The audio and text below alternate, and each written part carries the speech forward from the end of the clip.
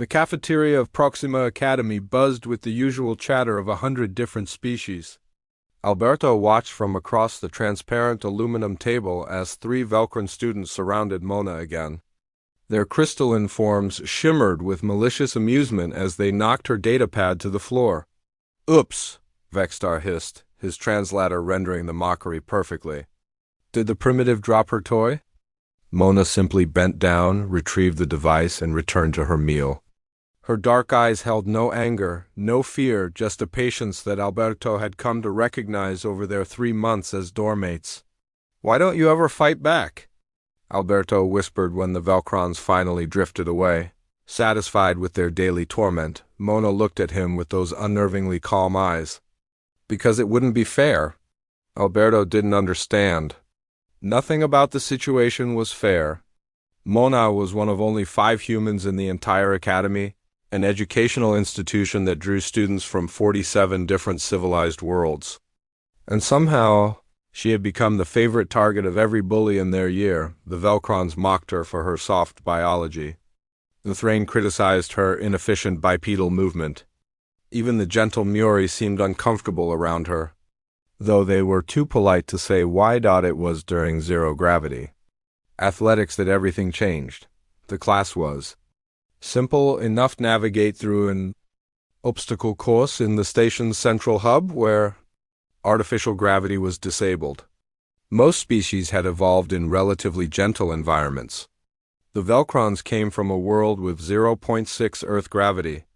The Thrain, 0.8. Even the instructors, the heavily built Gorath, hailed from a world that barely reached 1.2 standard gravities. "Humans," Instructor Krell announced, his 4 eyes fixed on Mona, "will receive a 30% handicap on their time. We must account for your species' obvious physical limitations." Alberto saw Mona's jaw tighten, the first sign of emotion he'd witnessed from her in months. "That won't be necessary." "Instructor," she said quietly. Vexstar and his cronies crystallized with laughter. "Please, let the Deathworlder try without assistance. This should be entertaining." Deathworlder. Alberto had heard the term whispered in corridors, seen it scrawled on bathroom stalls. Earth humanity's homeworld was classified as a Class 12 Deathworld, a designation reserved for planets so hostile that they shouldn't theoretically support complex life. But it was always said as an insult, a reminder that humans came from a backwards, savage place. The course began. The Velcrons flowed through the obstacles with crystalline grace. The Thrain used their 6 limbs to impressive effect. Even Alberto, from the relatively comfortable world of New Meridian, managed a respectable time. Then it was Mona's turn. She didn't just complete the course. She exploded through it. Her movements were impossible, twisting through gaps that should have required careful navigation, launching herself off surfaces with a power that sent her hurtling through zero gravity like a missile. When she grabbed a handhold, the metal actually dented under her grip. When she pushed off a wall, hairline fractures appeared in the reinforced polymer. She finished in 43 seconds. The previous record had been 2 minutes and 18 seconds. The cafeteria was silent when they returned. Word had spread. Everyone had seen the footage. Instructor Krell approached their table, his expression grave. "Miss Mona, I must ask, are you using enhancement technology? Illegal stimulants?" Mona looked tired. "No, sir. I'm just not normal for a human." "Normal?" Vexstar's voice cracked with disbelief. "You bent reinforced steel." "Earth's gravity is 1.0, Mona said quietly. "Standard.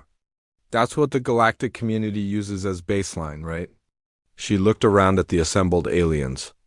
"But that's because human scientists were the first to propose the standardized measurement system. We called our gravity 1.0, and everyone else adjusted their numbers to match." Alberto's breath caught. He'd never thought about it that way. "Your world," Mona continued, gesturing at Vexstar, "is 0.6 Earth gravity. You evolved in comfort and ease. Your bodies are crystalline because your world never demanded toughness. You've never known real predators. Real danger." She stood up, and for the first time, Alberto saw the other students flinch back.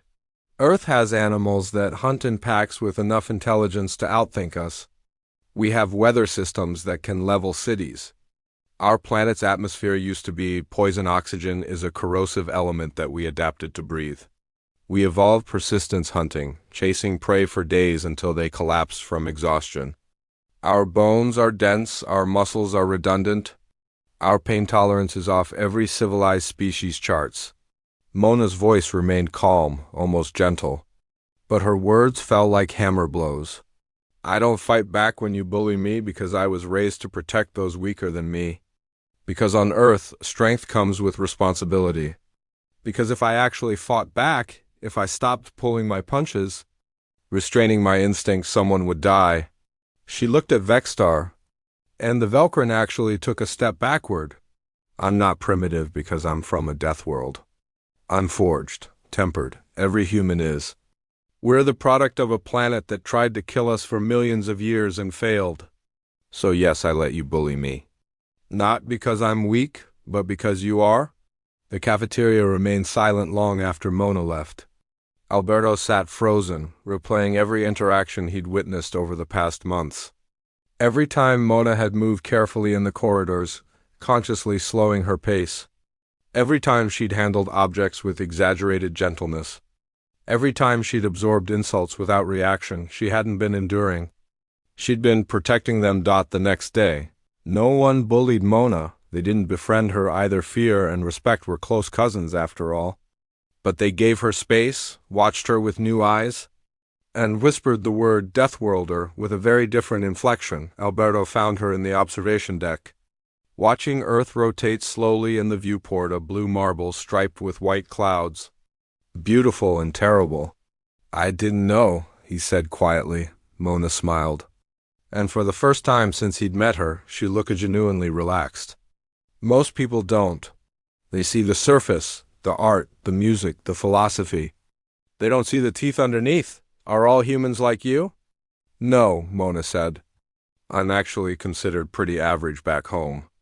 Alberto looked at Earth with new eyes, understanding finally what it meant to be forged on a death world. Humanity hadn't conquered the stars despite their origins. They'd conquered them because of it.